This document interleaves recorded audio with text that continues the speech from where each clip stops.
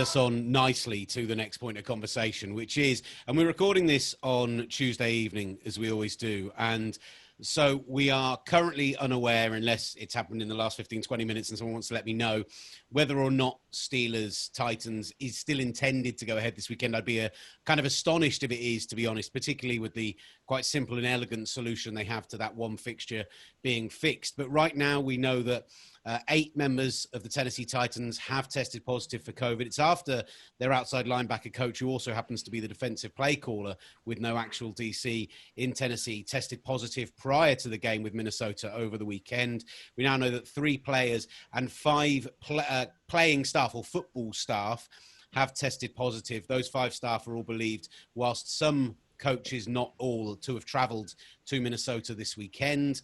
And through the excellent test and tracing, the contact tracing that the NFL do have in place, they have identified 48 specific people who were in close contact with those who have tested positive, and further testing's going on. Now, as we speak, Tennessee won't be back in their building until Saturday and be doing all of their meetings online until then. And the Vikings, we certainly expect to be out of their building for the next 2 days while they retest, check, isolate, go through everything that they need to go through Tennessee's opponents this past weekend.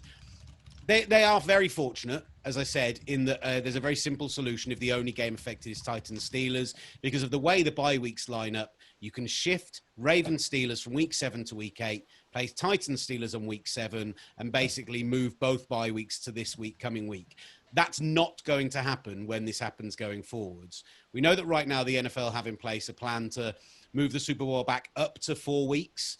But right now there isn't, at the moment, bye weeks scheduled in the season to make up for any extra weeks immediately. Have they maybe missed a trick, Matt, the NFL here, by not making sure that they broke up the season into quarters, into thirds in advance so that they had some weeks ready to go to make up these games? I don't think so. I think they've got flexibility built into it, and they'll execute that if they need to. When Peter King wrote the piece he wrote, I came away thinking that they had huge contingencies in place, and I still think that that's the case, and I think it's very sensible. I can see a scenario, and I think if I had to predict it, I would say the playoffs will be bubbled, similar to what the NBA did, and that makes sense as well. But yeah, I think for right now, it's going to happen, and frankly, I would be very surprised if they wanted to set the precedent this week of the game not going ahead. If it's 3 players who've tested and everybody else comes back negative, I think the game will go ahead. And I can understand why they would do that, because ultimately, you would rather not use contingencies are contingencies for a reason. You'd rather not use them. And if it is only 3 players, people got scared by the number of 8, but from what I understand, it's 5 personnel people. So I think if it's 3 players, the game will go ahead. And I just don't think you can criticize them. It's an impossible situation.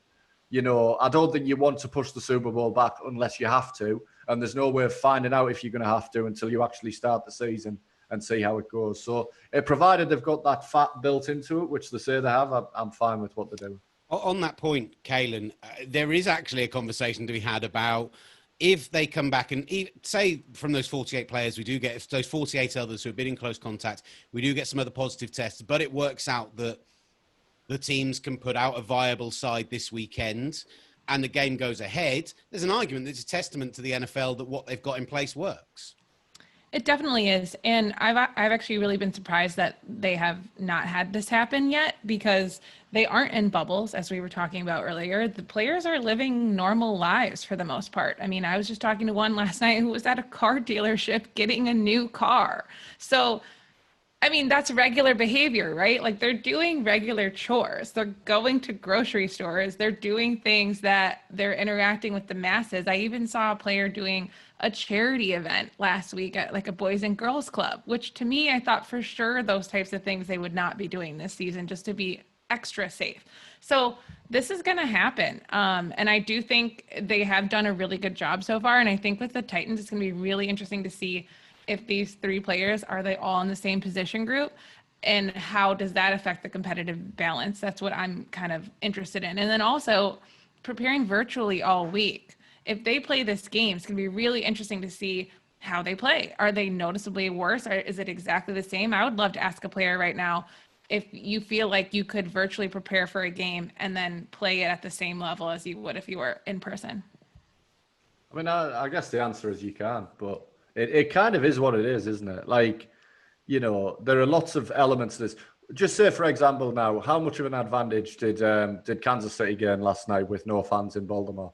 Just say there's a vaccine in October and all NFL stadiums become accessible to the public, then there's going to be a game that might affect the number one seed in the AFC, where there isn't the same advantage. There's going to be disadvantages this season, isn't there? Everyone has to accept that it's not going to be fair. And Simon, one person said to me on Twitter earlier, well, if it's not going to be fair, maybe we shouldn't play the season. I'm like, trust me, these teams want to be playing and earning the money. They'll accept losing a couple of games they might not normally lose in order to make sure that financially this whole thing happens.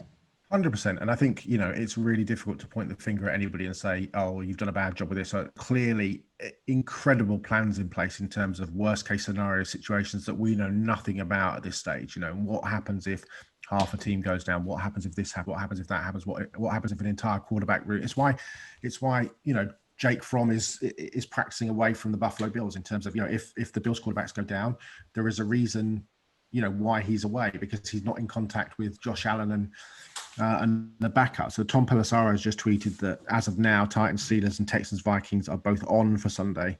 The NFL is evaluating the situation and will adjust if needed as more information is gathered. Teams are still working through their contact tracing data.